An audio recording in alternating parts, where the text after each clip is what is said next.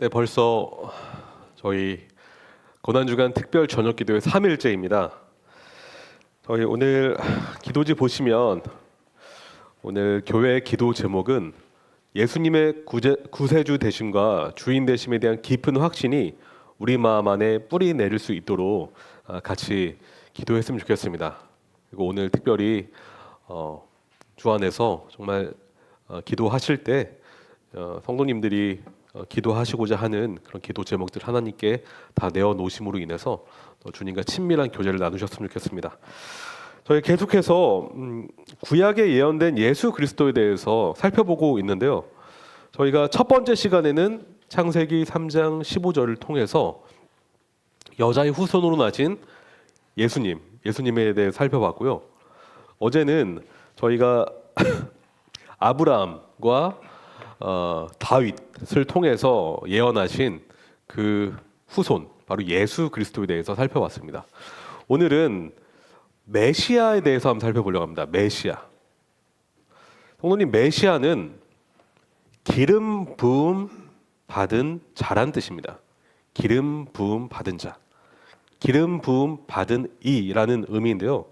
메시아는 히브리어입니다. 히브리어. 그런데 이 히브리어 메시아의 헬라어는 크리스토스입니다. 크리스토스. 저희가 잘 아는 그리스도가 바로 헬라어이죠. 이 헬라어의 동사형은 크리오인데요. 크리오는 기름을 붓다란 뜻입니다. 그러니까 모든 메시아, 이 크리스토스 모두가 다 기름을 부은 받은 그런 사람을 뜻합니다. 메시아와 그리스도는 똑같은 단어인데 히브리어, 헬라어 이렇게 다를 뿐입니다. 그런데 메시아는 구약에서 하나님께 특별하게 택함을 받고 특별한 직분자로 임명된 자에게만 주어지는 칭호였는데요. 이 메시아는 크게 삼중직으로 우리가 이해할 수가 있습니다. 첫째는 선지자. 둘째는 제사장. 셋째는 왕입니다. 선지자, 제사장, 왕. 이 삼중직의 직분에 한해서 기름 부음을 받고 그 직무를 감당했다는 것을 우리가 구약을 통해서 우리가 발견할 수 있는데요. 첫째는 제가 선지자에 대해서 한번 살펴보겠습니다. 성도님, 선지자는 잘 아시겠지만 하나님께로부터 부름받아 하나님의 계시를 백성들에게 또한 불신자들에게 선포하는 역할을 했던 자입니다. 바로 하나님의 말씀을 대언했던 사역자였는데요. 구체적으로 죄의 길에 들어선 언약 백성에게 하나님 말씀을 선포해서 죄의 길에서 돌아오게 하는 역할을 감당했습니다. 보시면은 신약 시대에 그런 역할을 한 인물이 있습니다. 바로 침례 요한이죠. 그래서 예수님은 이 침례 요한을 마지막 선지자라고 하시면서 그의 역할이 궁극적으로 하나님께로 돌아오게 하는 회개의 메시지를 선포하는 것을 우리가 볼 수가 있습니다. 또한 구약 시대에 보시면 이 선지자들은 하나님의 심판의 메시지뿐만 아니라 회복의 메시지를 선포함으로 인해서 그들에게 죄에서 돌이키게 하고 다시 주 안에서 언약 백성답게 살아갈 걸 촉구하는 가운데 위로와 격려를 주었던 그런 사역자였습니다. 그런데 이들은 하나님께 특별한 선택을 받았다라는 표시로 기름 부음을 먼저 받았어요. 기름 부음을 먼저 받았는데요. 한 가지 제가 예를 들려드리면요.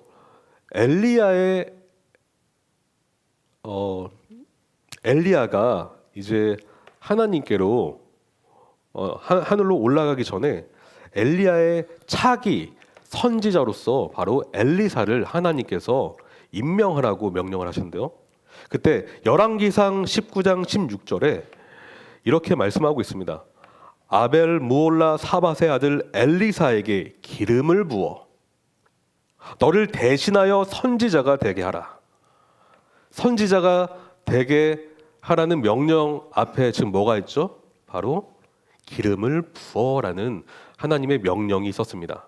다시 말해 특별하게 내가 엘리사를 쓸 것인데 기름을 부어 그로 하여금 선지자 역할을 감당하게 하라라고 말씀하고 있는 것입니다.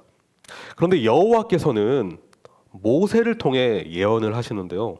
장차 선지자 한 사람을 보내시겠다라고 예언을 하시는데요. 신명기 같이 한번 보실까요? 신명기 18장입니다. 신명기 18장입니다. 신명기 18장 15절인데요.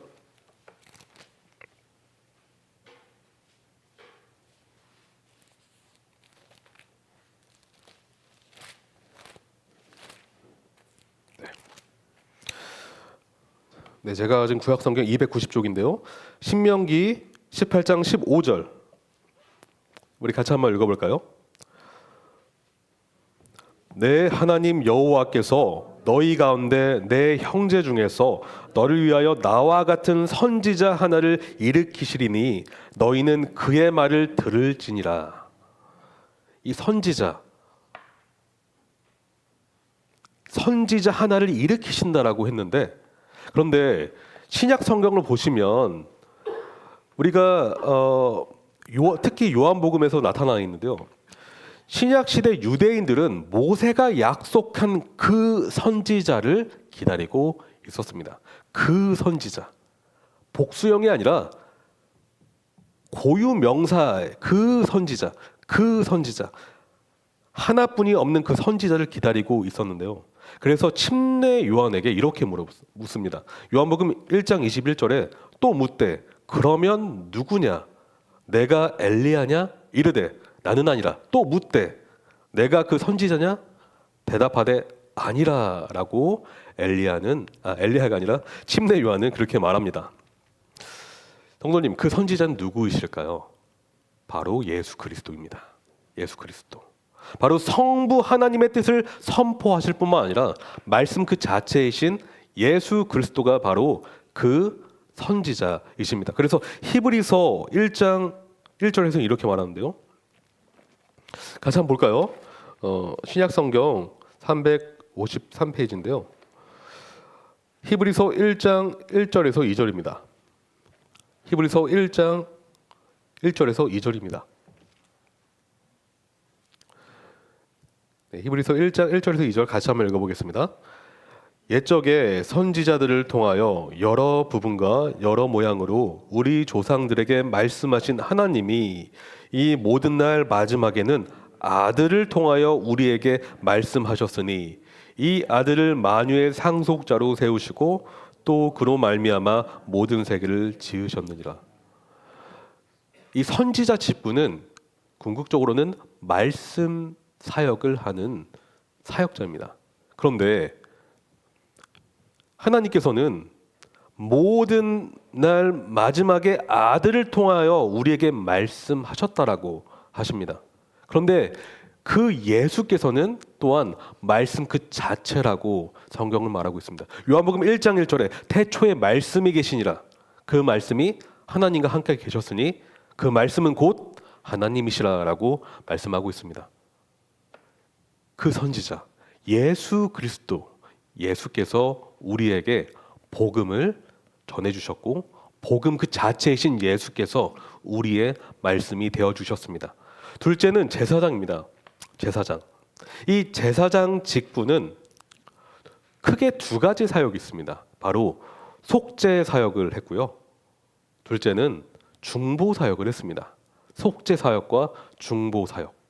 예배를 인도하는 가운데 백성의 죄를 대신 속죄하는 사역과 백성을 중보하는 사역을 했습니다.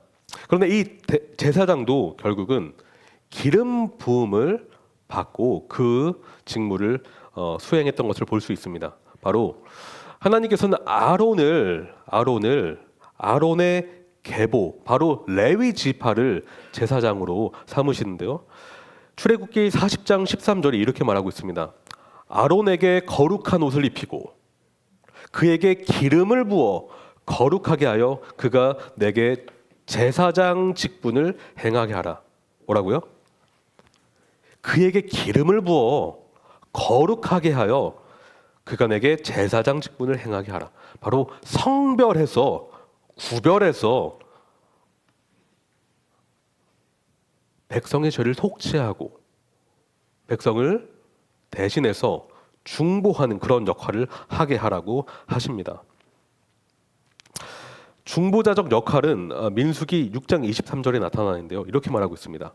아론과 그의 아들들에게 말하여 이르기를 너희는 이스라엘 자손을 위하여 이렇게 축복하여 이르되 라고 하시면서 중보 역할을 하고 있죠. 그러나 성도님, 제가 말씀드리고 싶은 것은 구약의 대제사장이 아니라 진정한 대제사장이 누구이신가라는 것입니다. 구약의 대제사장은 죄가 있는 죄인이었습니다. 죄가 있었어요. 그래서 그 또한 자기의 죄를 속죄하는 제사를 행했어야만 했습니다. 또한 그가 죽으면 제사장직은 어떻게 되는 것이죠? 중단되는 것입니다. 죽음 뒤에는 중단되게 되어 있습니다. 그러나 하나님은 진정한 영원한 대제사장을 우리에게 주셨는데 그분이 바로 예수 그리스도시라고 말씀하고 있습니다.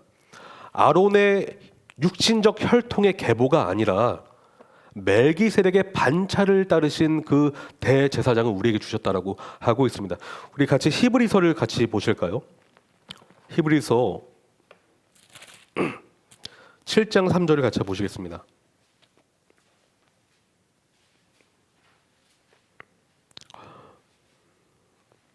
네, 1절부터 같이 읽으면 좋겠습니다. 7장 1절부터 3절입니다. 같이 읽겠습니다. 이 멜기세덱은 살렘 왕이요 지극히 높으신 하나님의 제사장이라 여러 왕을 쳐서 죽이고 돌아오는 아브라함을 만나 복을 빈 자라. 아브라함이 모든 것의 10분의 1을 그에게 나누어 주니라. 그 이름을 해석하면 먼저는 의의 왕이요 그 다음은 살렘 왕이니 곧 평강의 왕이요 아버지도 없고 어머니도 없고 족보도 없고 시작한 날도 없고 생명의 끝도 없어 하나님의 아들과 닮아서 항상 제사장으로 있느니라. 근데 멜기세덱이라는 사람은 참 베일에 가려져 있는 인물인데요. 그런데 핵심은 제사장이면서 왕인 존재는 바로 멜기세덱이었다는 것입니다.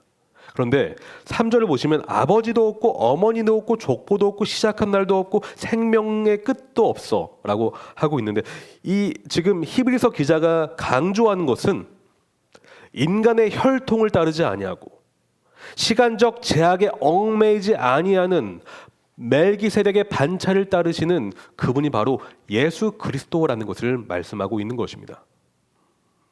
바로 오직 인간의 혈통이 아니요 시간의 제약을 제약을 받지 않으신 오직 한 분이신 그 대제사장은 예수 그리스도 뿐이시다라는 것을 이야기하고 있습니다. 그런데 예수님은 인간 대제사장과는 다르게 완전한 속죄를 이루셨고 단회적으로 그 속죄를 완성하셨습니다. 그래서 히브리서 9장을 보시겠는데요. 히브리서 9장 12절을 같이 보시겠습니다. 히브리서 9장 12절을 같이 한번 읽어볼까요? 같이 읽겠습니다.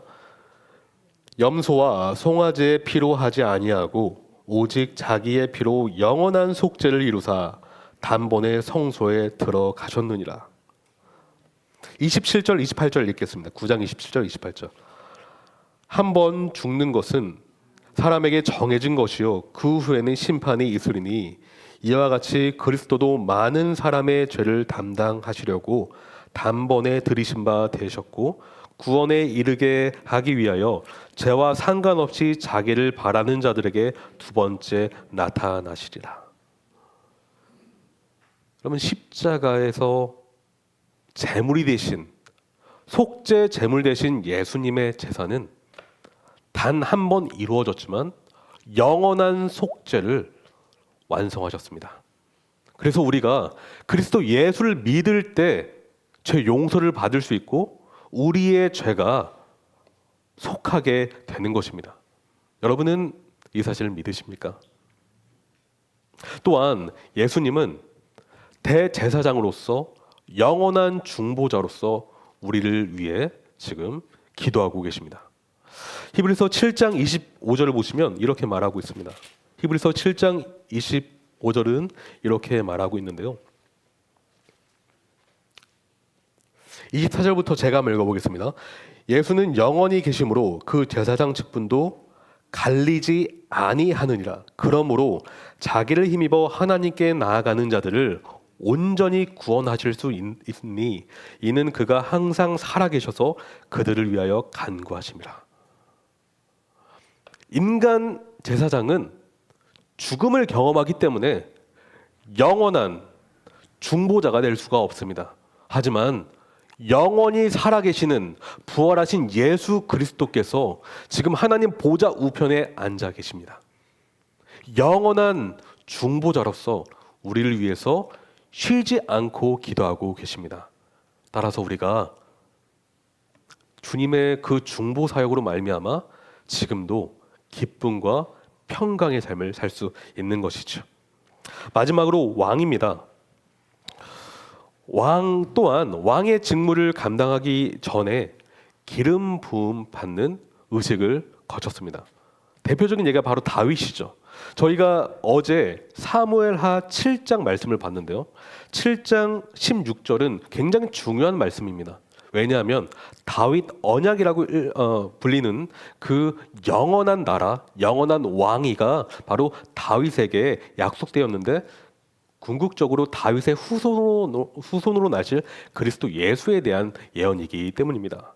그래서 사무엘하 7장 16절에 내 집과 내 나라가 내 앞에서 영원히 보존되고 내 왕위가 영원히 견고하리라 라고 말씀하고 있습니다. 우리 말씀 하나 더 찾아볼까요? 이사야 9장 6절입니다. 이사야 9장 6절인데요.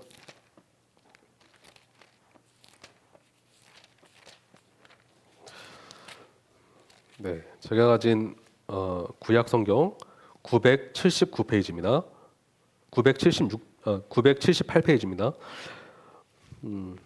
9장 6절에서 7절입니다. 이사야서 9장 6절에서 7절 다 찾으셨으면 같이 읽도록 하겠습니다. 이는 한 아기가 우리에게 낳고 한 아들을 우리에게 주신 바 되었는데 그의 어깨에는 정사를 메었고 그의 이름은 기묘자라 모사라 전능하신 하나님이라 영존하시는 아버지라 평강의 왕이라 할 것임이라. 그 정사와 평강의 더함이 무궁하며 또 다윗의 왕자와 그의 나라에 군림하여 그 나라를 굳게 세우고 지금 이후로 영원히 정의와 공의로 그것을 보존하실 것이라. 만군의 여호와의 열심히 이를 이루시리라. 바로 기름 부음 받은 왕 메시아 그리스도 예수가 우리의 영원한 왕이십니다. 그런데 예수 그리스도를 믿는 믿음으로 그분의 백성이 된 자들 또한 베드로는 왕 같은 제사장이라고 말하고 있습니다. 그는 말합니다. 너희는 택하신 족속이요 왕 같은 제사장들이요 거룩한 나라요 그의 소유가 된 백성이니. 성도님, 우리가 예전에 창세기 말씀을 배울 때 제가 말씀드린 적이 있습니다. 하나님은 사람을 왕으로 지으셨더라고요. 하나님과 같은 권위의 왕은 아니지만 왕의 역할을 감당할 그 존재로서, 그래서 하나님은 생육하고 번성하여 땅에 충만하라, 땅을 정복하라고 하셨는데 바로 이 명령은 왕의 직분을 감당할 존재에게 주신 말씀입니다. 그런데 우리가 인간이 바로 우리 첫 인류가 타락함으로 인해서 그 왕의 직무를 감당할 수 없는 그런 존재가 되어버렸고 하나님의 뜻이 아니라 우리의 뜻을 따라 사는 존재가 되었습니다. 그런데 우리가 예수님을 믿을 때 우리는 예수님의 형상을 닮아가게 되었고, 바로 그 예수 그리스도의 메시아직, 무엇이죠? 선지자, 제사장, 왕과 같은 역할을, 우리가 메시아란 뜻이 아니고요, 그런 직무를 삶 속에서 감당할 수 있는 존재로 다시 회복된 존재가 되었다는 것입니다. 그래서 선지자직, 복음을 선포하는 존재가 되었고요, 제사장직, 중보하는, 이웃을 위해서, 형제 자매를 위해서 기도하는 그러한 사명을 감당할 수 있는 존재가 되었고요, 왕직, 바로 복음의 기준을 가지고 세상을 밝히 드러내며 우리가 처해 있는 가정과 교회와 직장에서 하나님의 말씀으로 잘 인도하고 다스리는 그런 역할을 수행할 수 있도록 우리가 그렇게 다시 태어났습니다. 하나님은 우리를 성령으로 기름 부어 주셨습니다. 여러분은 기름 부음 받은 존재라는 것을 믿으십니까? 우리는 기름 부음을 받았습니다. 구약 시대에는 진짜 기름으로 기름을 부었는데요, 우리는 더 위대하신 영원한 하나님이신 성령으로 기름 부음을 받았습니다. 그러므로 우리는 이제 세상에 끌려다닌 존재가 아니라 복음의 빛으로 세상을 비추는, 그리고 죄와 사망에서 건진받은 존재로서 죄에게 끌려다니는 존재가 아니라 영적 승리를 외치는 존재가 되었습니다. 성도님, 왕 같은 제사장처럼 살아가시를 소망합니다. 성도님은 그렇게 사실 수가 있습니다. 왜냐하면 그리스도 예수 안에 속하게 되었기 때문입니다. 다 같이 기도하시겠습니다. 사랑해 주님, 오늘 메시아 삼중직에 대해서 같이 살펴봤습니다. 그 구약에 예언된 선지자, 제사장, 왕, 그분이 바로 우리가 믿고 우리가 따르는 그리스도 예수라는 사실을 우리가 다시 바라볼 때 얼마나 마음에 소망이 넘치는지 모르겠습니다.